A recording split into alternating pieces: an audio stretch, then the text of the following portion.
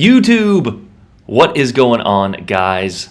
Aaron here. We are back, ladies and gentlemen. I hope you guys are having a fantastic day here. And guys, it is finally here, the Hindenburg, what has to be my most anticipated first look video, and she is finally here. And without further ado, let's go ahead and look at her modifications here. Aiming System Mod 1, which I honestly might switch for Turret Traverse, but we just, chose the standard aiming system mod in the first slot there. Propulsion in slot 2.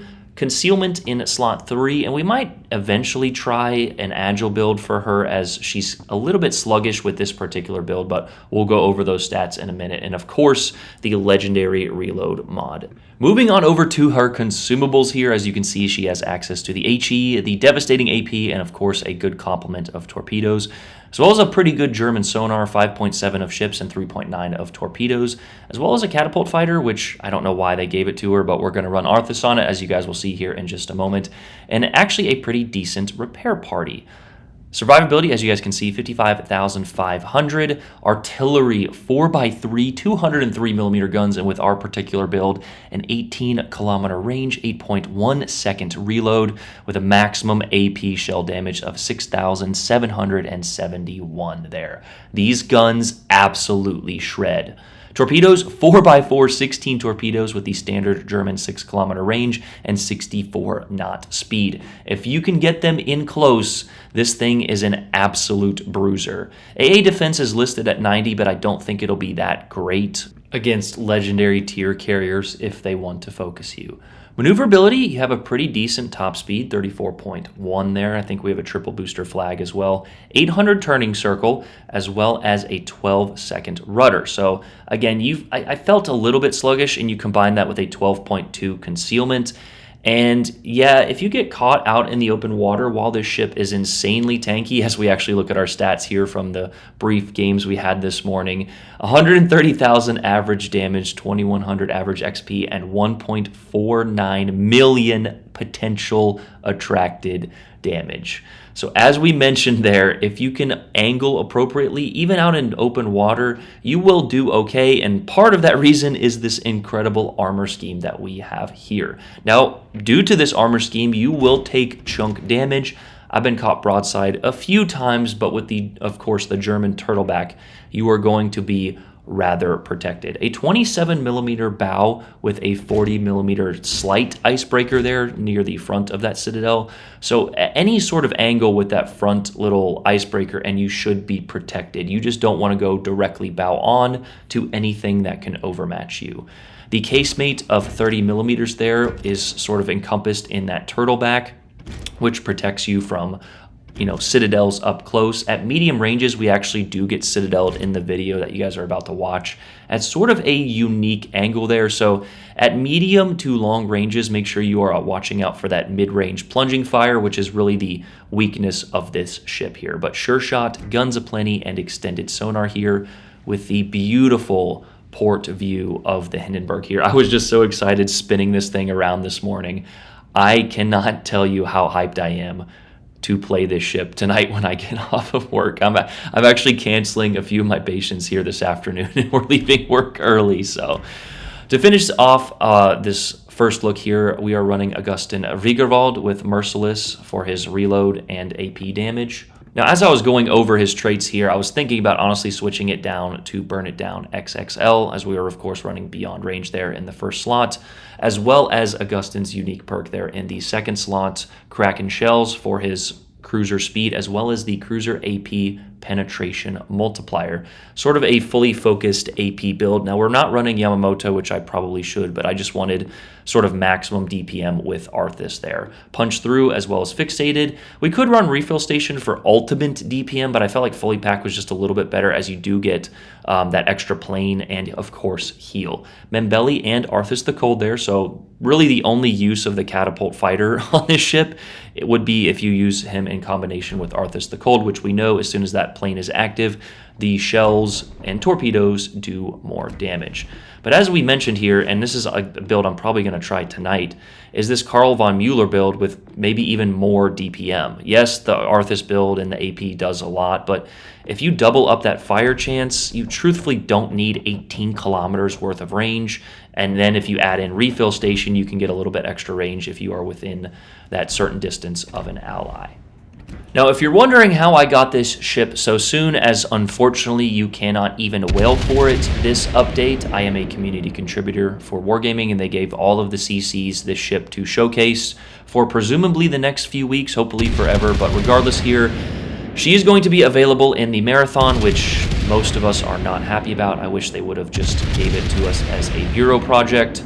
However, truthfully, this is not the absolute worst thing to come, as if you look at most Bureau projects, it takes about an update or two anyway, but I just know that the core player base, myself included, would have much rather a Bureau project, even though the Bureau sort of sucks, but alas, that is for a different video, which we will do eventually.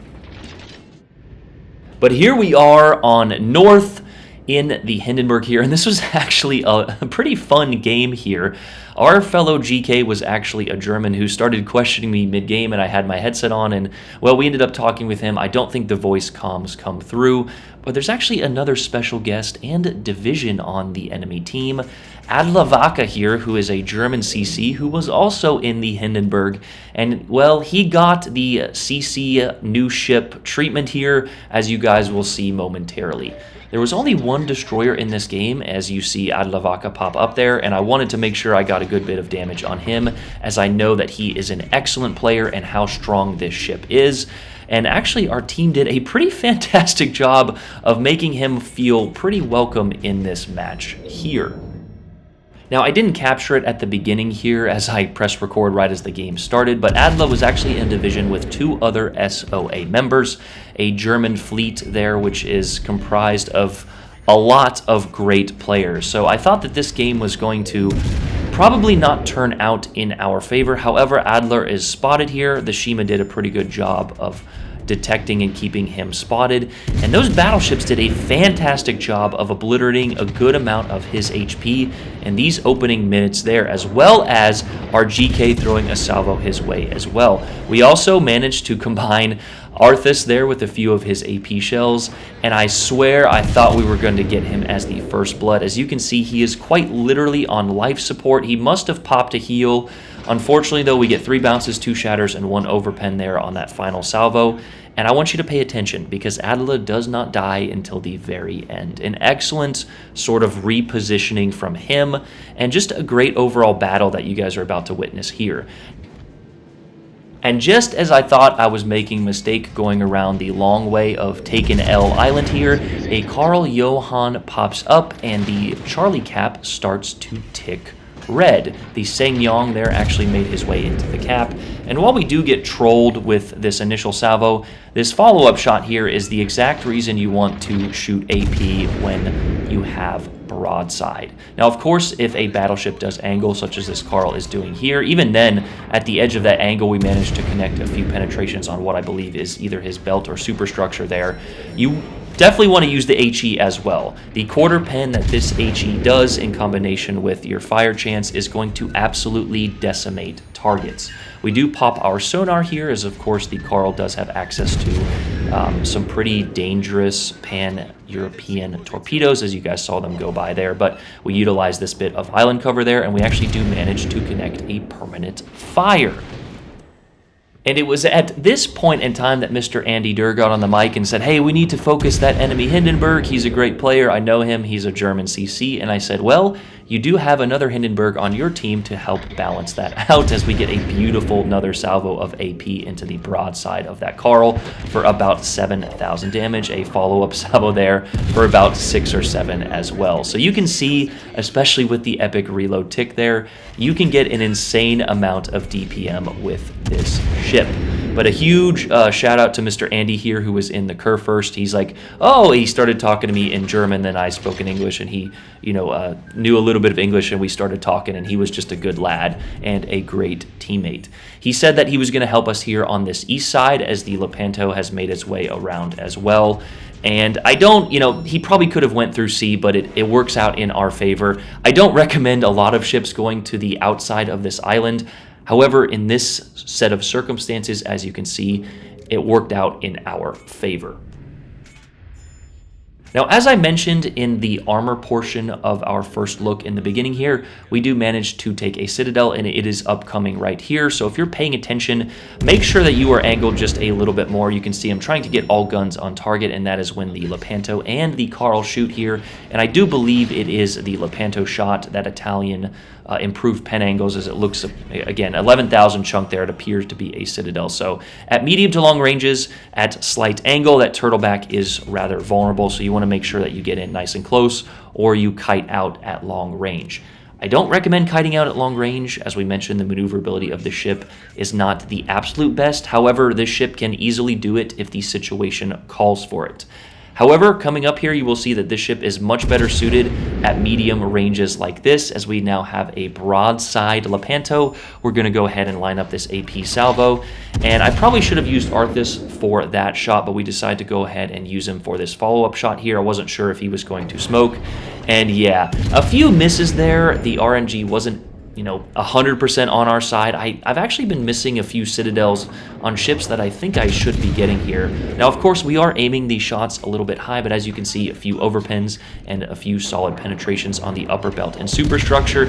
And Lepanto does angle, and the Italians do have some pretty strong deck and belt armor when angled. So we're going to go ahead and switch to the HE, which, as you can see, is also a viable option. With the quarter pen HE that the Germans get, you can see 5 penetrations and a fire there. This ship is basically just the ultimate DPM platform, damage per minute, if you are a potential new viewer to my channel here. And if you are a new viewer, make sure you guys, of course, like and subscribe. Of course, all of the typical YouTuber rhetoric here. But here's just a good example of how I felt like I was a little bit trolled. Now, of course, this Senjong goes dark, but I don't know how far he could have moved in the few moments where it takes our shells to get on target, but 5 overpens and a pen there. Could have potentially aimed that one a touch high, possibly. The Pan-Asians have sort of a low citadel, but that should have been a massive, massive chunk. And I have gotten a few decent 10, 11, 15K salvos, but I haven't gotten that really, that great sort of successive salvos, 10, 11, 12K, one right after the other, that I've gotten in a few previous clips with the Rune. With some help from our German allies, though, that Karl Johann has been eliminated, we are going to work our way into the sea cap. If you actually look at that conquer there from SOA, he is pretty low as well. And despite us not having a single cap and the enemy having 2, we are working our way towards regaining the advantage in this game. You couple that with Mr. Andy Durr here, eliminating that Lepanto, and we now have a pretty good advantage. I'm going to work my way into this Charlie cap, and they are going to continue on north here. Again, I was communicating with Andy, and he's like, yeah, I'm going to push north. And I said, just make sure you don't push too much. And he's like, yeah, friend, I got it.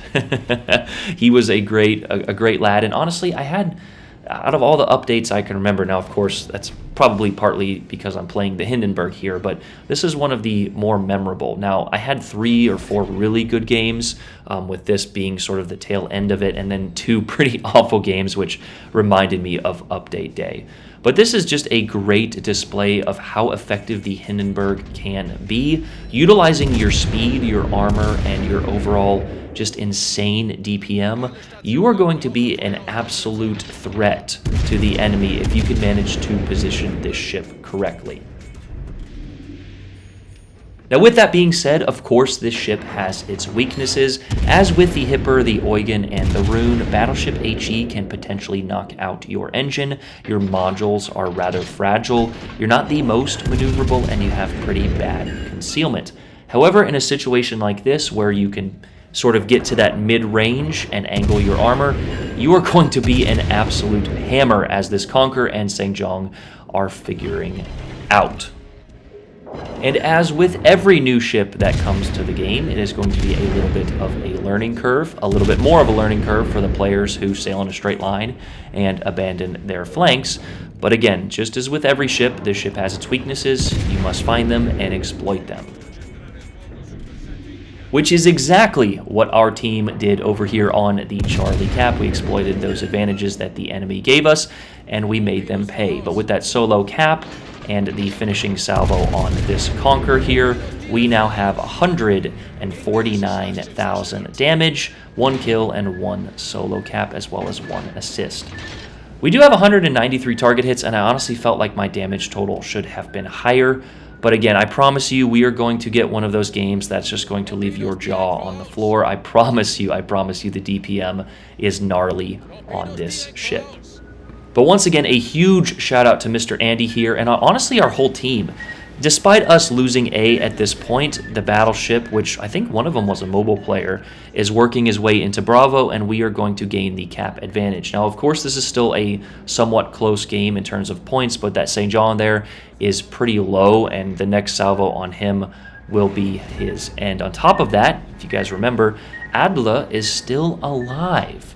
So, 2 cruisers of very low health, and us getting that Bravo cap to tick the 2-to-1 advantage, and this is going to all but lock up the victory for our team. However, it's not over just yet, and again, we are sort of pushing somewhat aggressively here. You don't just want to blindly push in this ship, you still want to utilize your throttle and rudder when applicable, but with that tick of damage over 150,000 there, we have maxed out our epic reload mod, and yeah, we're just going to be pumping out the DPM here. Right around 7 seconds for 203mm guns is absolutely insane. But a huge shout out to our team for getting that elimination there, as we just managed to miss out on it. And as you can see, Adla is healed up a little bit from where he was, but yeah, because of the team's focus fire early on, a great example of how to counter this ship. I mean, we have, you know, a triple super unicum division on one team, and then a Hindenburg with good teamwork on the other. And you can see that even though they were in a triple div, our team still won because we positioned and played smarter. And speaking of rushing in directly, here's a great example of sort of how to play that midfield against a battleship and, of course, a cruiser and even a destroyer. That daring is out there as well. But you want to angle as one of those shells actually either overpenned or penned, and the other one bounced there on our belt, I believe. But with just a little bit of adjustment from our throttle and a little bit of rudder here, we were able to relatively easily dodge the shells from that per first.